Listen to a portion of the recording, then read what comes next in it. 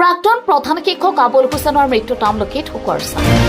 নওগাঁ জিলাৰ ধিংৰাজা চক্ৰৰ অন্তৰ্গত আমলখি নিবাসী তথা কটগুৰি AU হাইস্কুলৰ পৰা অৱসৰ লোৱা প্ৰধান শিক্ষক আবুল হুছেইনৰ আজি পুৱা 6:30 নিজা বাসগৃহত বাৰ্ধক্যজনিত কাৰণত মৃত্যু হয়।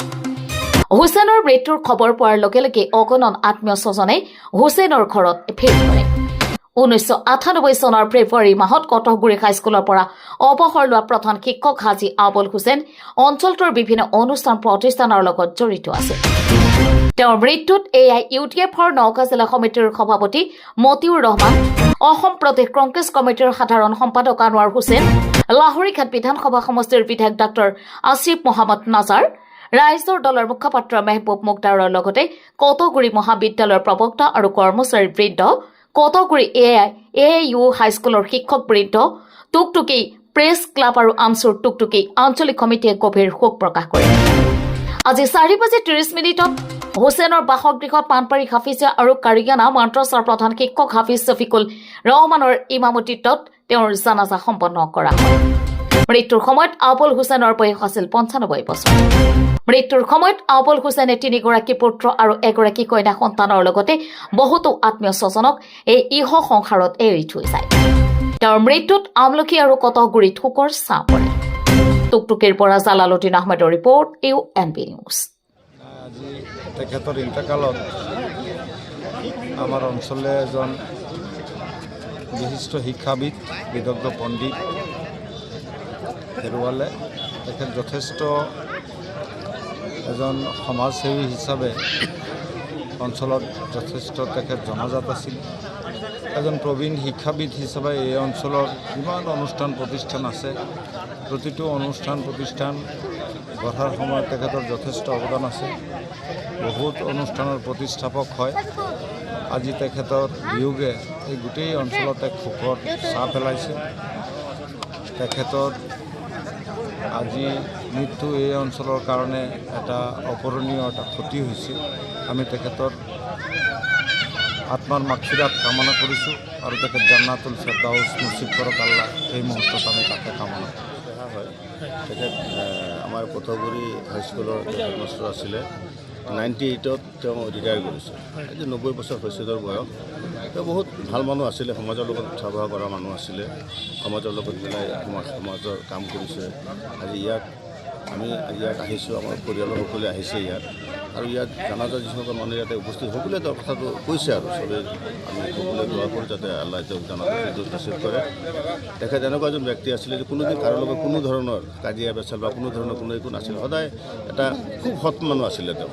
সেইটো কাৰণে আমি সকলোৱে এতিয়া দোৱা কৰোঁ, আমাৰ পৰিয়ালবৰ্গ গৈ পেলাই আমি সকলোৱে একেলগে দোৱা কৰোঁ এইটোৱে যাতে তেওঁক আল্লাহ জানাজা ফিৰদৌছ নচিব কৰে। গাঁৱৰ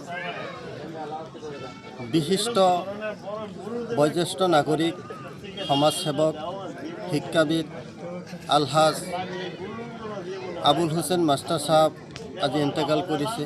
তেওঁৰ মৃত্যুত আমি অঞ্চলবাসী বহুত দুখিত, কাৰণ তেওঁ এই অঞ্চলৰ কাৰণে এজন ভাল মানুহ আছিল। তেওঁৰ যি গুণেই আমি চাবলৈ যাওঁ, গোটেই গুণ তেওঁৰ ভাল আছিল। আমি ইয়াত সৰুৰ পৰা দেখি আছোঁ তেওঁ এজন নামাজী মানুহ আছিল। তেওঁ কাৰো লগত কোনো ধৰণৰ হেৰি নাছিল। তেওঁ নীতিত চলা এজন মানুহ আছিল। আৰু তেওঁৰ যে গুণ আমি ক'বলৈ নাই, তেওঁৰ আজি আপোনালোকৰ জৰিয়তে আমি তেওঁৰ পৰিয়ালবৰ্গলৈকে আমি আমাৰ টুকটুকি আঞ্চলিক আমচুৰ ফালৰ পৰা আমি গভীৰ সমবেদনা জ্ঞাপন কৰিছোঁ। আৰু তেওঁক যাতে আল্লাহ তালাই জান্নাতুল ফেৰদাউছ নচিব কৰে, তাৰ বাবে আমি দোৱা কৰোঁ যে আল্লাহ তেওঁক যাতে মাফ কৰি দিয়ে, তেওঁক যাতে আল্লাহ পাকে জান্নাত দিয়ে, এই কামনা আমি কৰি আছোঁ। আজি আবুল হুছেইন ছাৰৰ মৃত্যু হৈছে ৰাতিপুৱা। ইতিমধ্যে 4:30 জানাজা পঢ়া হ'ল। তেখেতে আমাৰ কটগুৰি AIU হাইস্কুলৰ ফাউণ্ডাৰ হেডমাষ্টাৰ আছিলে।